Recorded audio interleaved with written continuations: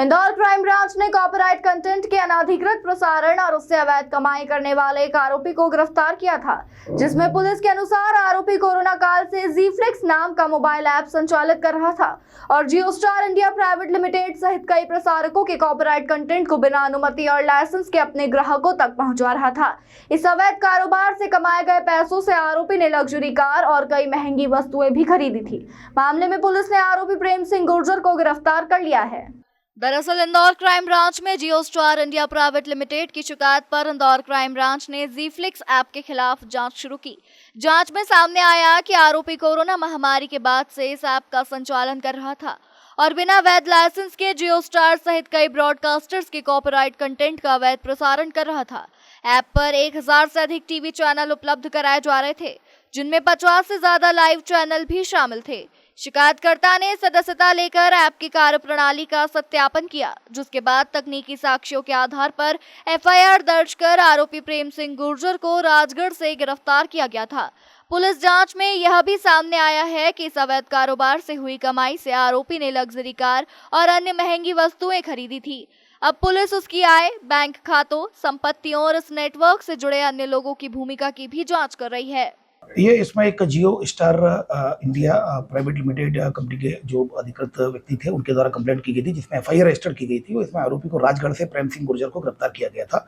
इसमें जीफ्लिक्स नाम का इसने एंड्रॉयड एप्लीकेशन डेवलप किया था। जब इससे पूछताछ की गई तो इसके द्वारा इसका जो डेवलपमेंट के बारे में बताया कि जो यूट्यूब पर ट्यूटोरियल चलता है उसमें उसके द्वारा सीखा गया था। उसको सोर्स कोड की इस एंड्रॉयड एप्लीकेशन को बनाने के लिए सोर्स कोड की जरूरत थी, तो इसमें एक वेबसाइट कोड कैनियन में जाकर उसके द्वारा सोर्स कोड को डेवलप किया जाकर इस एंड्रॉयड एप्लीकेशन को बनाया गया था और इसमें उसने 1000 से अधिक जो टीवी चैनल्स हैं उनके जो कॉपीराइट और जो अनाधिकृत रूप से इनका प्रसारण किया गया था। इससे जब पूछताछ की गई तो इसके द्वारा ये भी बताया गया कि ये काम वो ये लॉकडाउन के बाद से कर रहा है, तो लगभग 2020 के बाद से ये लगातार काम कर रहा था। तो 5 साल से अधिक समय हो गया इसको इस तरह के काम करते हुए। नहीं न केवल जियो स्टार इंडिया प्राइवेट लिमिटेड बल्कि इससे पहले भी जो और भी कई चैनल्स के जैसा कि मैंने बताया कि 1000 प्लस चैनलों का कई अनाधिकृत रूप से प्रसारण कर रहा था।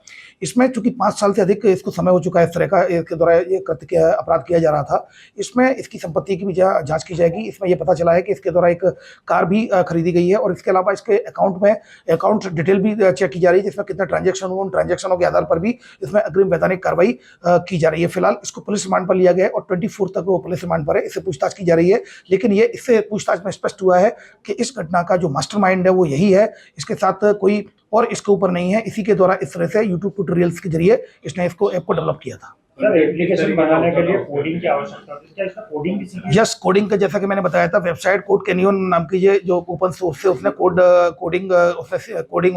कोडिंग यूज करते हुए जो ओपन सोर्स है और उसके द्वारा ये इस तरह के जीफ्लिक्स नाम का ये ऐप डेवलप किया।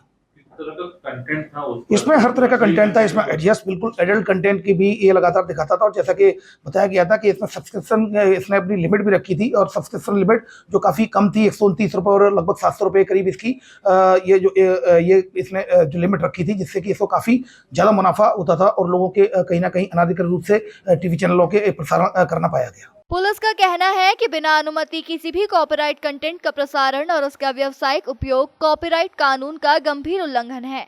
मामले में तकनीकी और वित्तीय पहलुओं की जांच जारी है। यदि इस अवैध नेटवर्क से जुड़े अन्य लोगों की भूमिका सामने आती है तो उनके खिलाफ भी सख्त कानूनी कार्रवाई की जाएगी।